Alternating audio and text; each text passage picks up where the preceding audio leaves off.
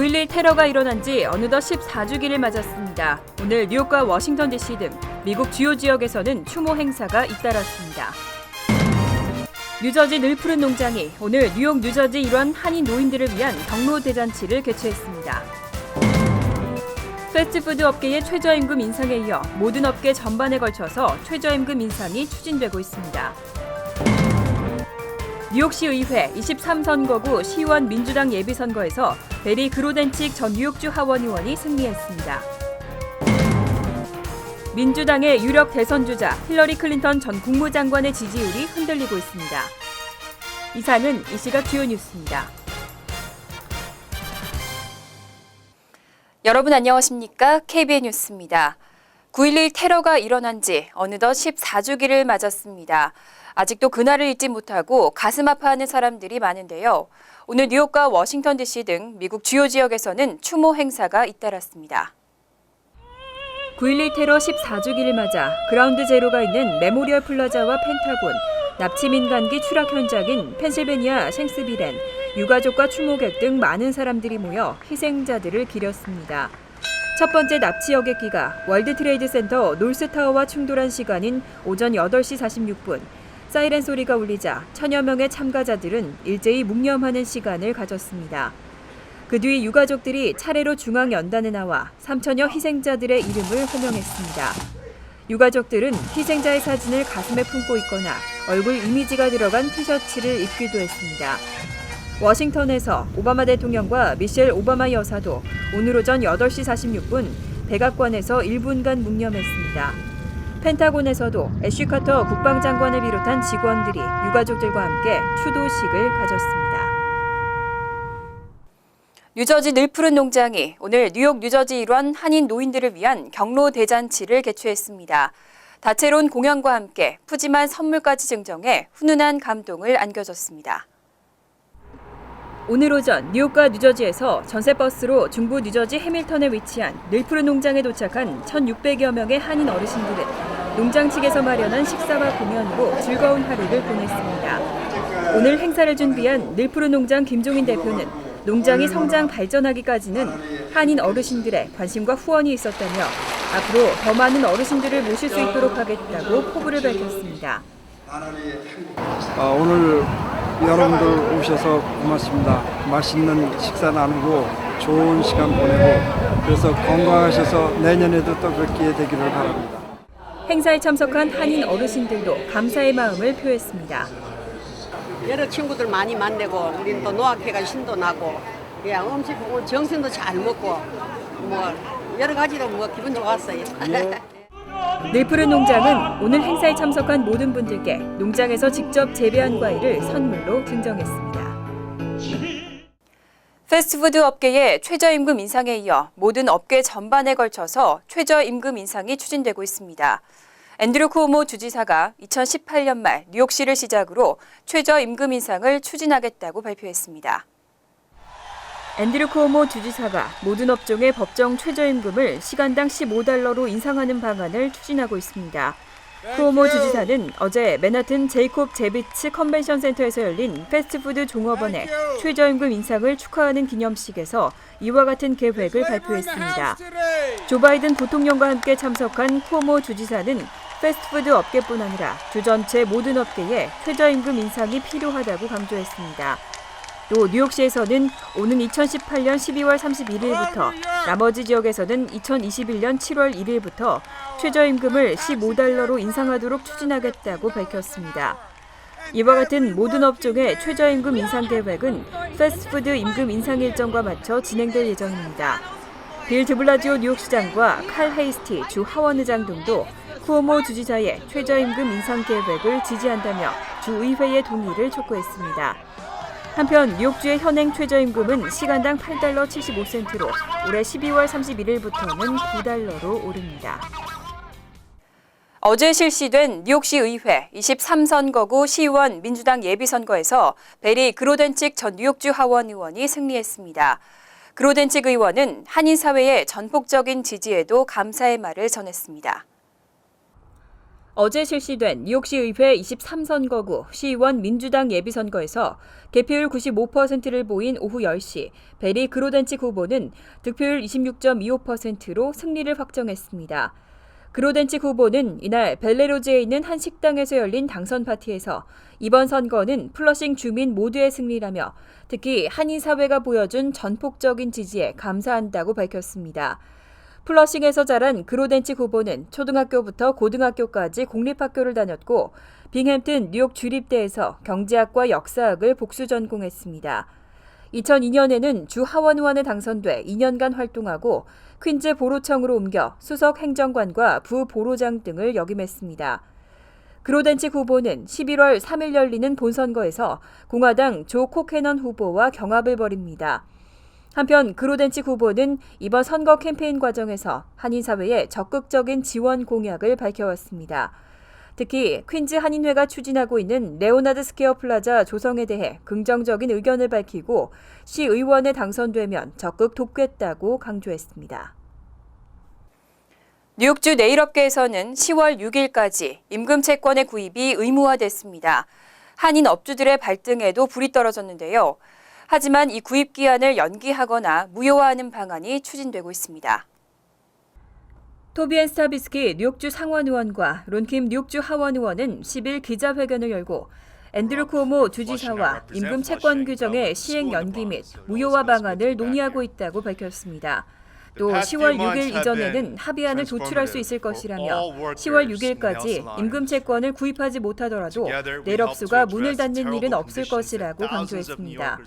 임금 채권 구매의 의무화 규정은 노동자들의 임금을 보장하기 위한 것이지만 지난 6월 주의회를 통과한 네일살롱 환경 개선 법안에서는 잠정적으로 제외됐습니다.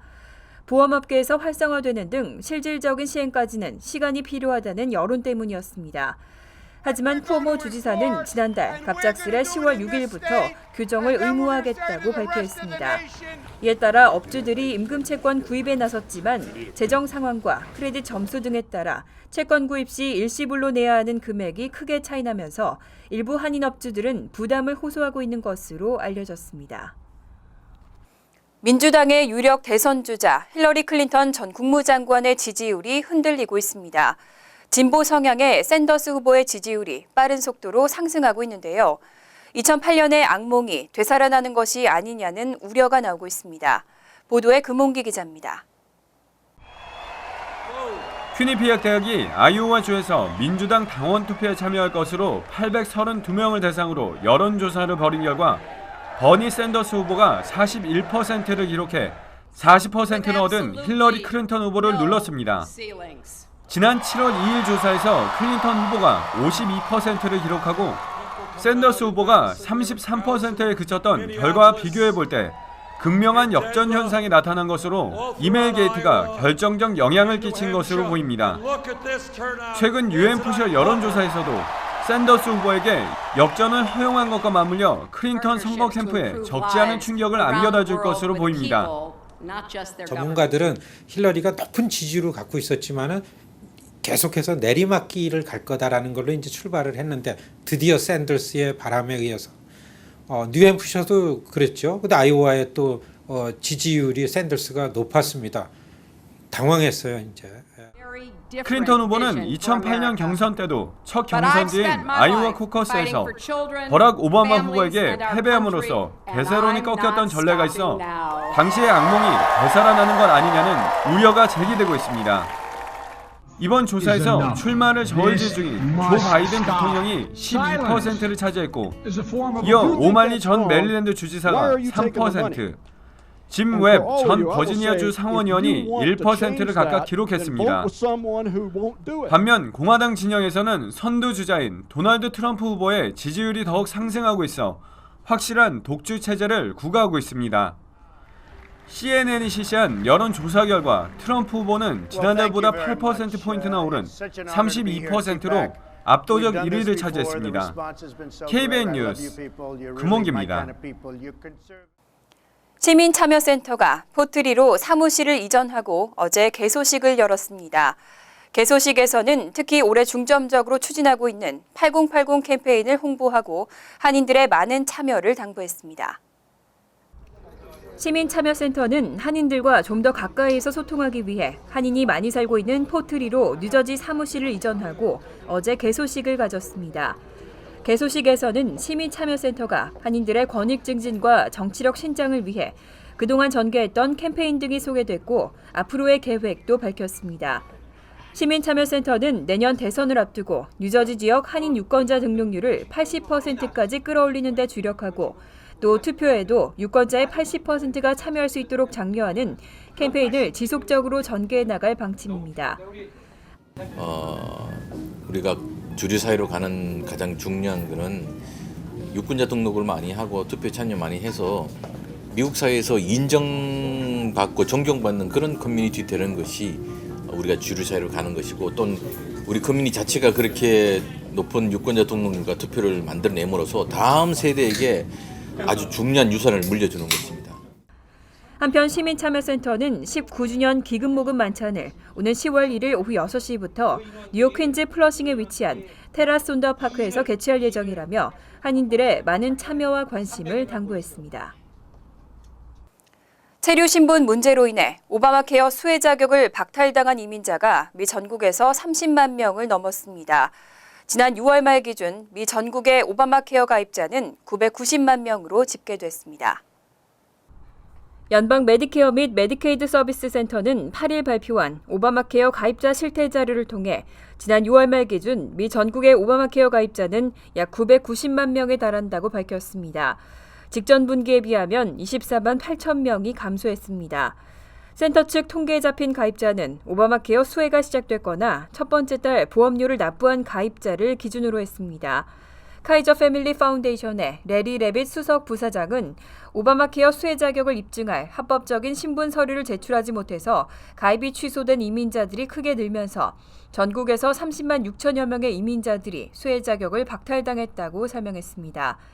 오바마 케어 등록 데이터를 관리하는 웹사이트 개발자는 이민 체류 신분 문제로 한꺼번에 대량으로 가입이 취소되는 사태가 있었다며 지난해 9월에만 11만 2천 명의 가입이 취소됐고 지난 2월에는 2만 명이 수혜 자격을 박탈당했다고 밝혔습니다.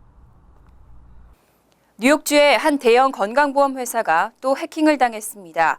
가입자 1,000만여 명의 개인정보가 유출된 것으로 드러났습니다.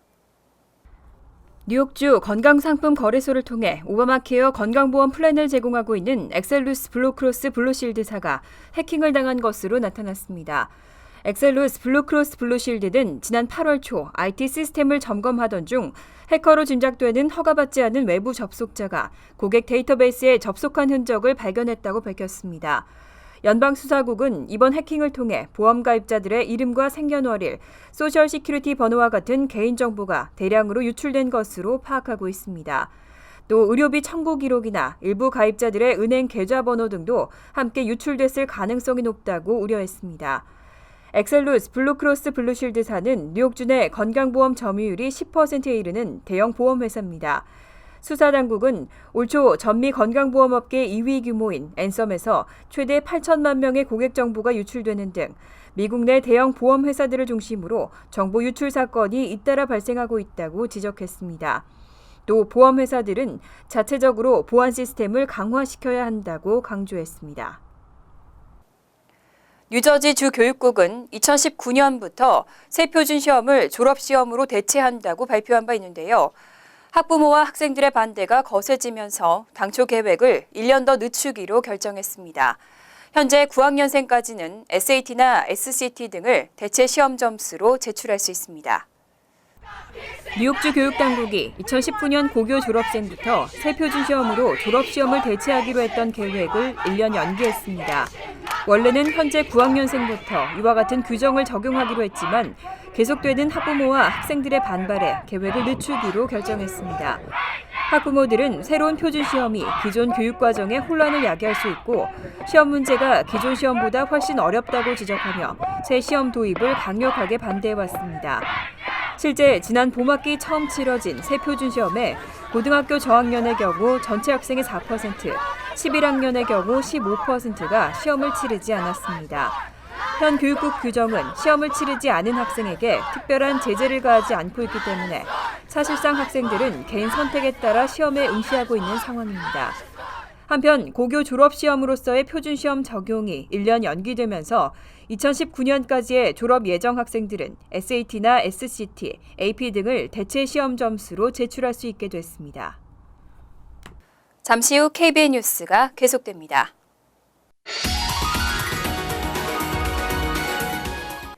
이어서 LA 지역 한인사회 소식입니다. 스쿨버스 사고로 목숨을 잃는 학생들이 늘면서 안전벨트 착용의 중요성이 대두되고 있습니다. 하지만 일부 주에서만 스쿨버스 안전벨트 착용이 의무화돼 있습니다. 연방 정부 차원에서의 법안 마련이 시급해 보입니다. 김정균 기자가 보도합니다. 지난 12월 테네시주에서 발생한 스쿨버스 사고. 중심을 잃은 버스가 몇 차례 옆으로 구르면서 버스에 타고 있던 학생 2명과 교사 1명이 그 자리에서 숨졌습니다. 매년 미국에서는 이 같은 사고로 400명 넘는 학생이 숨지고 있는데 모두 안전벨트 미착용이 주 원인이었습니다. If the bus is hit from the side or it rolls over, compartmentalization means nothing. Now, if you have them in a seatbelt, they will stay restrained and injuries will be minimal. 하지만 현재 스쿨버스의 안전벨트를 법으로 의무화하고 있는 곳은 캘리포니아를 포함해 플로리다, 루이지애나, 텍사스 등 전국에서 6개 주뿐입니다. 결국 안전벨트 착용을 법으로 규제해야 한다는 시민들의 주장은 전국으로 확산되고 있고 정부기관은 해결책 마련에 고심 중입니다. This fall, we're going to come out with some action, and that could be inclusive of seatbelts, very likely to be at the top of the list. 그러나 학생들이 벨트를 착용했는지 일일이 확인할 수 없는 데다 위급 상황에선 안전벨트가 오히려 탈출을 방해할 수 있어 안전벨트 착용이 의무화되더라도 모든 버스 사고의 안전 문제가 근본적으로 해결되는 건 아니라는 의견도 나오고 있습니다. MBC 뉴스 김정균입니다. 미국 곳곳에서 한국의 지역 자체 공산품을 만나는 건 쉽지 않았는데요. 중소기업 중앙회 LA 사무소가 경상북도와 힘을 합쳐 경북 우수 제품 미국 명품관을 오픈했습니다. 김지은 기자가 소개합니다. 베버리힐스 베버리 드라이브 선상에 위치한 K-소호 매장. 한국 중소기업 제품의 미국 진출을 돕기 위해 중소기업 중앙회 LA 사무소가 2년 전부터 운영해오는 곳입니다. 한국 중소기업 160여 개 회사의 우수 제품들이 모여있는 이곳 한켠에 경상북도 명품관 코너가 마련됐습니다. 중소기업 중앙회가 지자체와 시도하는 첫 번째 협력 사업입니다. 사실 지방 제품들이라고 하면 그 수도권 제품들에 비해서 질이 떨어진다 또는 아직까지 해외 진출이 멀었다 이런 편견이 많이 있습니다. 그래서 그런 편견을 해소하고 이 지방 제품들에게도 한번 그 해외 진출에 대한 기회를 좀 주자. 경상북도 명품관 개설을 축하하기 위해 박신환 지자체 영사와 권호석 LA무역관 관장, 김주현 LA 세계 한인무역협회 회장 등 유관기관 관계자들이 테이프 커팅에 참여했습니다. 경상북도 측은 이번 경북 명품관 개설을 시작으로 지자체 특산 먹거리뿐 아니라 다양한 한국 중소기업 제품들이 글로벌 명품으로 거듭날 수 있도록 노력할 것이라고 밝혔습니다. 중소기업 제품들이 이렇게 미국에 고급화되어 있고 선진화되어 있는 이런 시장에 나오기가 쉽지가 않습니다.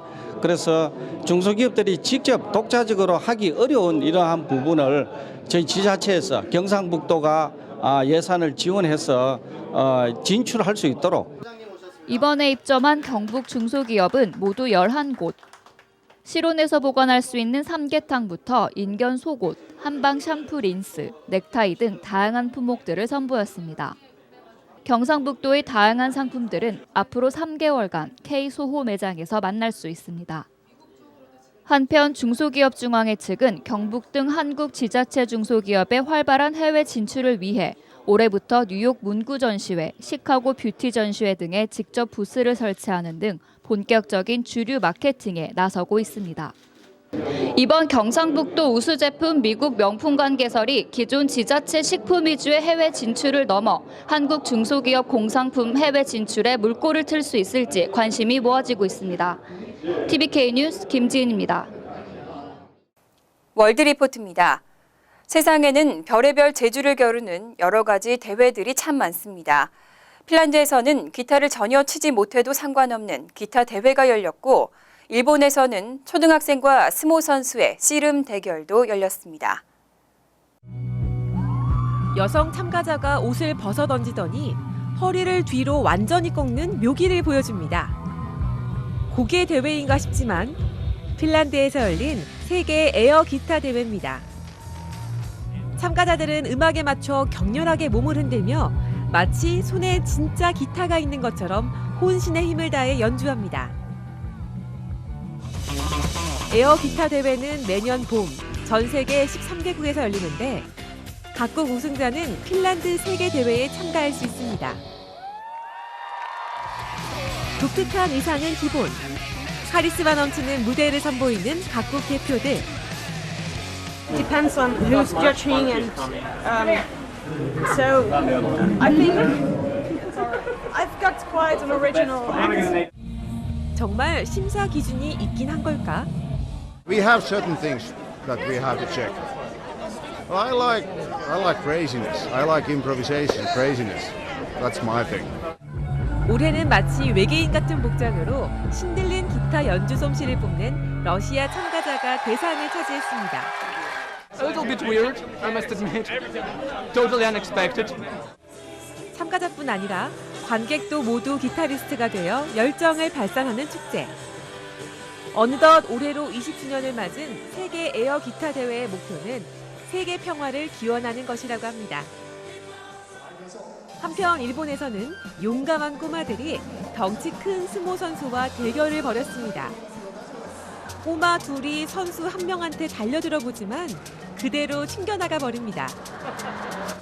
스모 선수는 아예 한 손으로 꼬마를 잡고 빙빙 돌리기도 합니다. 3,000명의 관중은 상대가 안 되는 게임을 보고 그저 즐겁게 웃습니다. 이날의 깜짝 행사는 스모 선수들이 15년 만에 도쿄 중앙 무대에 선 기념으로 마련됐습니다.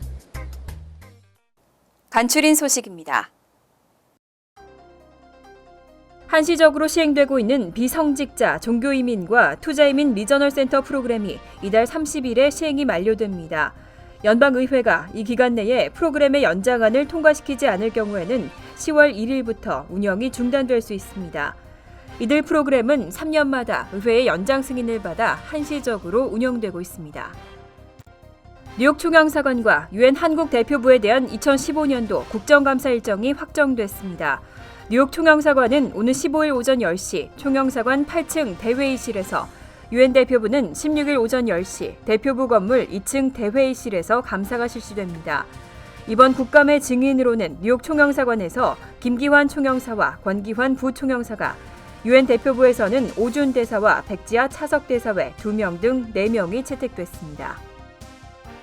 전 세계 재외동포 단체 가운데 회원이 0명인 유령 단체가 100개를 웃도는 것으로 조사됐습니다.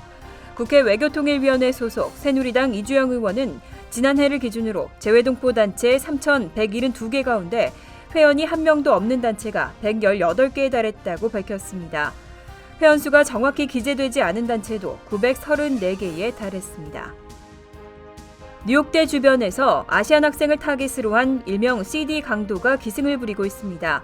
뉴욕대 측은 10대 후반에서 20대 초반으로 추정되는 흑인 남성 3, 4명이 아시안 학생에게 다가와 CD를 손에 쥐어주고 돈을 강탈하는 수법의 강도가 잇따르고 있다고 밝혔습니다.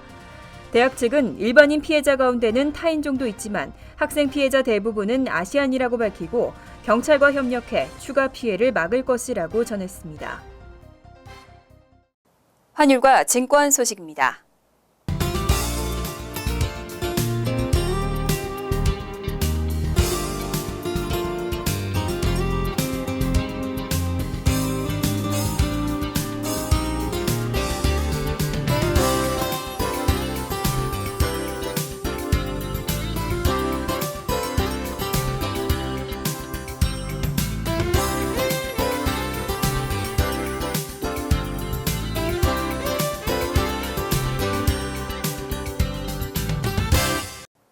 이어서 날씨입니다.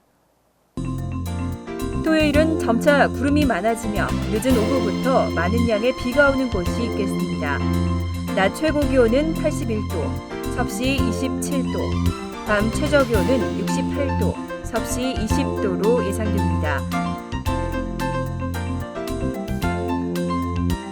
일요일도 구름이 많겠고 한두 차례 소나기가 오겠습니다. 월요일은 대체로 화창한 가운데 바람이 불고 선선하겠습니다. 이상으로 KBN 뉴스를 마칩니다. KBN과 함께 즐거운 저녁 되시기 바랍니다.